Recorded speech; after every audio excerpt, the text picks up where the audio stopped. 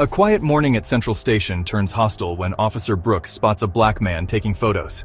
Despite the man's professional attire and calm demeanor, Brooks's racial slurs echo through the parking lot. When the man refuses to leave, Brooks steps closer, hatred in his eyes, and spits at his feet. The next morning at the department meeting, Brooks's smirk vanishes as the new chief walks in. What happens next will change an entire police department forever. The morning sun cast long shadows across Central Station's parking lot as Officer John Brooks began his usual patrol.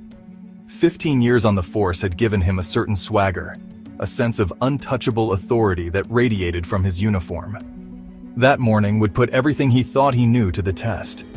Brooks had just finished writing a questionable speeding ticket to a young black driver, dismissing the man's proof that he had been going exactly the speed limit. It was a pattern his fellow officers had noticed but chose to ignore. Some even joked about Brooks's special attention to certain drivers, laughing it off as just his way of doing things. As he strutted back to the station entrance, Brooks noticed a man standing near the building, camera in hand, methodically photographing the facade. The man's tailored suit and professional demeanor didn't register with Brooks.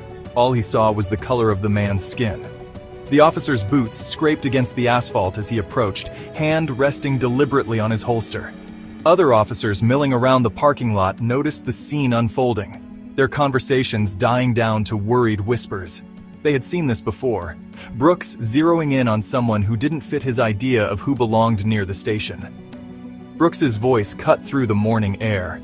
He demanded to know what the man was doing, his tone dripping with unwarranted suspicion. The man lowered his camera and explained with practiced patience that he was documenting the building for upcoming renovation plans. His calm professionalism seemed to irritate Brooks even more. The explanation should have been enough. Instead, Brooks stepped closer, his shadow falling across the man's expensive shoes. He demanded identification, suggesting that perhaps the man was actually planning something more sinister. The accusation hung heavy in the air.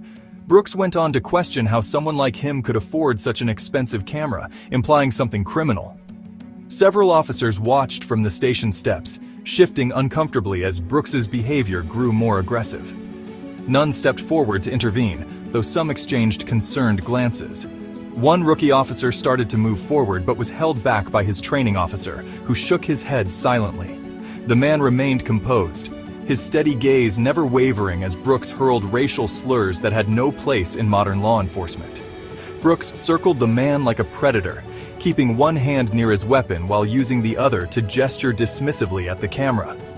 He questioned the man's right to be there, his right to photograph a public building, his right to simply exist in that space. With each passing moment, his accusations grew more outlandish, suggesting the man might be part of a gang or planning an attack. The tension reached its breaking point when Brooks, face contorted with disgust, spat at the man's feet. The glob of saliva landed inches from the man's polished shoes. Brooks ordered him to leave immediately, hand still hovering near his weapon. He warned that next time, he might not be so lenient with suspicious characters hanging around the station. Without a word, the man reached for his phone. He calmly recorded the scene, including Brooks's badge number clearly visible on his uniform. Then he turned and walked away, leaving Brooks standing in the parking lot, a satisfied smirk playing across his face. As the man departed, Brooks turned to his fellow officers and made a crude joke about keeping the streets clean. That afternoon, Brooks proudly recounted his version of events in the break room, embellishing the story to make himself sound like a hero protecting the station from a suspicious character. A few officers nodded along, while others buried their faces in their phones, avoiding eye contact. The next morning, Central Station's main conference room buzzed with anticipation. A department-wide meeting had been called, mandatory attendance required. The commissioner had sent out an urgent email the night before, announcing the introduction of their new chief of police. Brooks lounged in his chair, exchanging jokes with fellow officers. He had no idea his world was about to implode. Officers filed in, filling the rows of chairs. There was an unusual tension in the air, with several senior officers looking particularly nervous. The department had been under pressure to address issues of racial bias, and rumor had it the new chief was a reformer. Brooks dismissed these concerns, confident in his position and the protection of the old guard. The room fell silent as the door opened. Standing at the podium was the man from yesterday, now wearing a different but equally impressive suit. The police commissioner stepped forward, introducing him as David Wilson, their newly appointed chief of police. Wilson's credentials echoed through the stunned room: 20 years in law enforcement, specializing in civil rights and department reform, a master's degree in criminal justice, and a proven track record of transforming troubled departments. Brooks's face drained of color. His smirk vanished as Chief Wilson pulled out his phone and connected it to the projector. The video from yesterday played out in high definition, Brooks's actions and words impossible to deny before the entire department. Several officers glanced at Brooks, whose hands had begun to shake slightly. The room held its breath, waiting for the inevitable termination. But Chief Wilson had other plans. He explained that such behavior rarely exists in isolation. Rather than immediate dismissal, he announced a thorough investigation into Brooks's entire career on the force.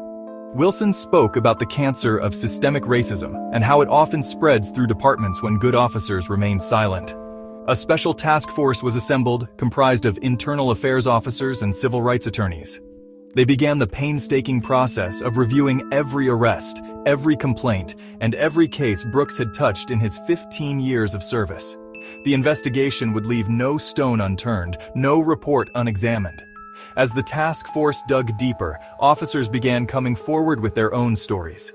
They spoke of witnessing Brooks plant evidence during traffic stops, of hearing him brag about manipulating witness statements, of watching him target black motorists for minor infractions while letting white drivers go with a warning. The wall of silence was crumbling. What they uncovered sent shockwaves through the department.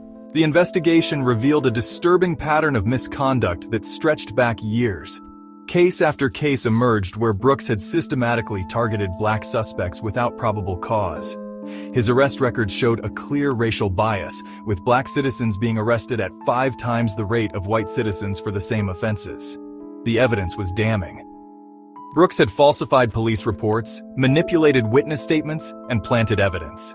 23 cases were identified where innocent black men had been wrongfully imprisoned based on his testimony or manufactured evidence. In some cases, he had even threatened witnesses to prevent them from coming forward with the truth.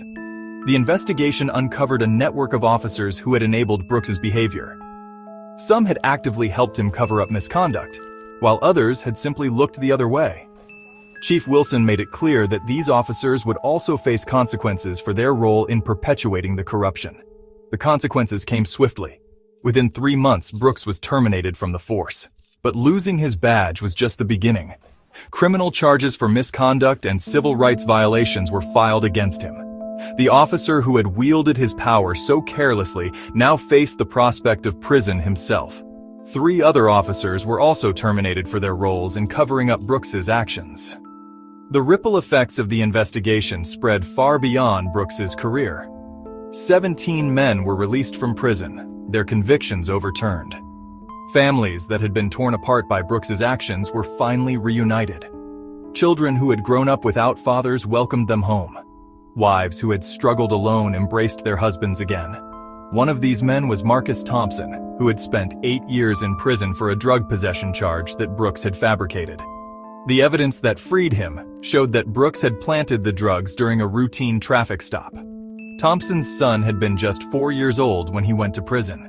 Now 12, the boy finally had his father back. Chief Wilson wasn't content with simply removing one bad officer. He implemented sweeping reforms throughout the department. Mandatory bias training became a monthly requirement, led by experts in racial justice and civil rights. Community oversight committees were established, giving local residents a voice in police operations. A zero-tolerance policy for discriminatory behavior was strictly enforced. Local community leaders who had long criticized the department's practices now found themselves working alongside officers in joint initiatives. Youth outreach programs were established, creating dialogue between officers and young people who had grown up fearing the police. Complaints of racial profiling decreased dramatically. The incident that began with a simple camera in a parking lot became a catalyst for change. One man's courage to stand up to discrimination, combined with the power to enact reform, had exposed years of injustice and set it right.